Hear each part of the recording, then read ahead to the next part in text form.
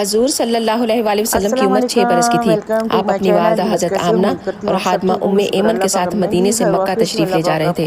جب آپ اوا کے مقام پر پہنچے تو اس مقام پر اچانک حضرت آمنہ کی طبیعت خراب ہو گئی۔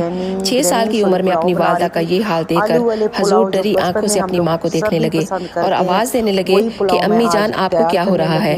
حضرت آمنہ کو محسوس ہو گیا تھا کہ یہ ان کے آخری لمحے چل رہے ہیں، تو انہوں نے حضور کے سر پر ہاتھ رکھا اور فرمایا کہ بیٹا، ہر زندگی کو ختم ہونا ہے لیکن میرا ذکر نہیں رکے گا، کیونکہ میں آپ جیسا بیٹا چھوڑ کر جا رہی ہوں جو سارے عالم کا سردار ہوگا۔ اتنا کہہ کر حضرت آمنہ رضی اللہ تعالیٰ عنہ اس دنیا سے رخصت ہو گئی تو حضور اپنی ماں سے لپٹ کر رونے لگے اور کہنے لگے کہ ماں، آپ مجھے چھوڑ کر کہاں جا رہی ہیں؟